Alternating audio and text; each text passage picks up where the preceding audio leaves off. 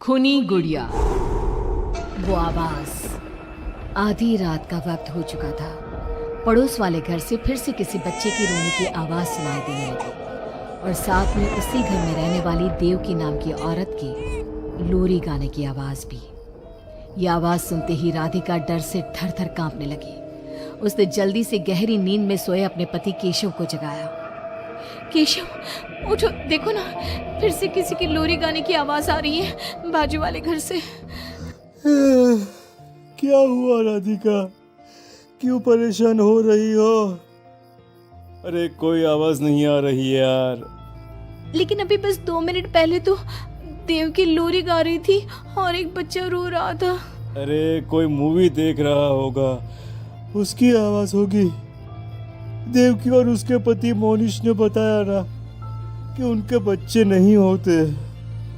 उस घर में कोई बच्चा नहीं है। अब ना तुम भी सो जाओ और मुझे भी सोने दो। लेकिन अभी बस 2 मिनट पहले तो देव की लोरी गा रही थी और एक बच्चा रो रहा था। राधिका हैरान थी कि आवाज सिर्फ उसे ही सुनाई क्यों देती थी।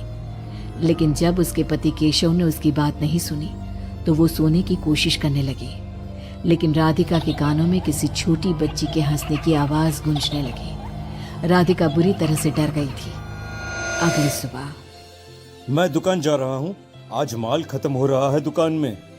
इन दिनों पता नहीं क्यों लोग जमकर खिलौने खरीद रहे हैं। आज बड़े बाजार जाकर सारे खिलौने ले आता हूँ। आप रात होने से पहले आ जाएंगे ना? लगता है तुम देवकी से अभी तक डरी हुई हो। अच्छा ठीक है, देखो घर के पीछे वाली गैलरी में मत जाना, क्योंकि वहां से तुम्हें अक्सर देवकी नजर आती है और तुम ना फिर डर जाती हो। ठीक है केशव, मैं आज उधर जाऊंगी ही नहीं। जब भी उधर देखती हूँ कुछ डरावना ही नजर आता है। केशव दुकान चला जाता है। तभी अचानक राधिका को याद आता है कि घर की गैलरी में उसने कुछ कपड़े सुखाए थे। डरते हुए वो वहां जाती है। दूसरी तरफ देवकी की गैलरी नजर आती थी। राधिका जैसे ही कपड़े लेकर वापस आने को पलटती है, उसकी नजर सामने देवकी की गैलरी में पड़ी। वहां एक 4 साल की बच्ची खड़ी होकर उसे घूर रही थी। हे भगवान, ये कौन है? कौन है ये? मैं इससे पूछूं कि इसका नाम क्या है? हाँ, पूछ लेती हूँ, फिर केशव को बताऊंगी। वो मेरी बात पे भरोसा नहीं करते ना। बेटा, कौन हो तुम? हाँ, तुम्हारा नाम क्या है? गुड़िया। तभी अचानक वहां पर देवकी आती है और वो बच्ची गायब हो जाती है। क्या हुआ? आप किससे बात कर रही थी? वो यहाँ पे मैंने एक लड़की को देखा था। वो कौन थी?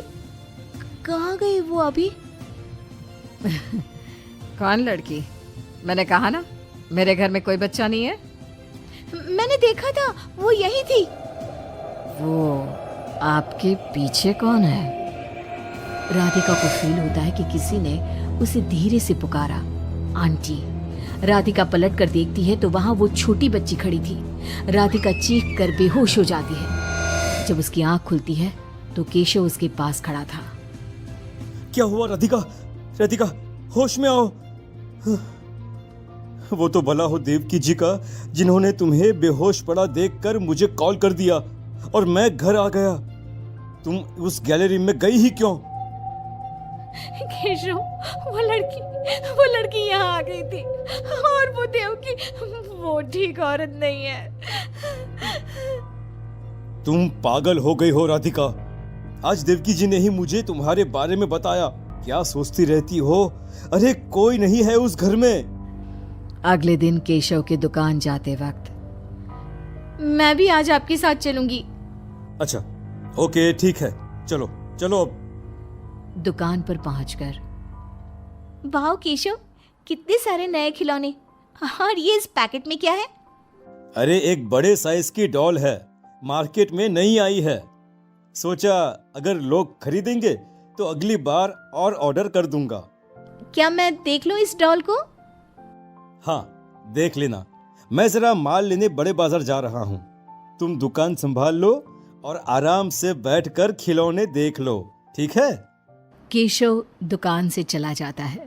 तभी कुछ देर बाद देवकी दुकान पर आती है। कैसी हो तुम? तुम यहाँ क्या लेने आई हो? गुड़िया। गुड़िया? मेरा मतलब तुम गुड़िया का क्या करोगी? तुम्हारे घर में तो बच्चे। तुम मुझे गुड़िया दिखाओ, बस बड़ी वाली गुड़िया। राधिका घबराते हुए बड़ी डॉल का पैकेट खोलती है। बिल्कुल ऐसी ही डॉल चाहिए। आज वो खुश हो जाएगी इसे देखकर। कौन खुश हो जाएगी? देवकी अजीब नजरों से राधिका को देखती है और बिना कुछ कहे पैसे देकर चली जाती है। उसके जाने के बाद राधिका शॉप के अंडरग्राउंड में नए टॉयज का मॉल चेक करने जाती है। वहां बच्चों का एक झूला था। राधिका ने देखा कि वो झूला हिल रहा था, जैसे अभी अभी कोई वहां से उतरा हो। राधिका को किसी छोटे बच्चे की आवाज आती है। कौन है वहां? वही छोटी लड़की जो देविका के घर दिखी थी, राधिका के सामने आ जाती है। आंटी, मुझे गुड़िया चाहिए, वो बड़ी वाली। मेरे पास कोई गुड़िया उड़िया नहीं है। बड़ी गुड़िया चाहिए, मुझे दे दो, नहीं तो मैं ये सारे खिलौने जिंदा कर दूंगी और फिर वो आपको मार डालेंगे। कौन हो तुम? मैंने कहा ना, नहीं है मेरे पास बड़ी गुड़िया। अभी तो थी ना, कहाँ गई? वो देवकी ले गई अपने साथ। अभी जाओ और मेरी गुड़िया लेकर आओ, बर्रा। उस छोटी लड़की के नाखून बड़े हो जाते हैं और पैर उल्टे। वो बहुत ही खौफनाक दिखने लगती है। नहीं देखो, मैं अभी जाकर तुम्हारी गुड़िया लाती हूँ। तुम यहीं रुको। नहीं, मैं तुम्हारे साथ चलूंगी, कहीं तुम भाग गई तो।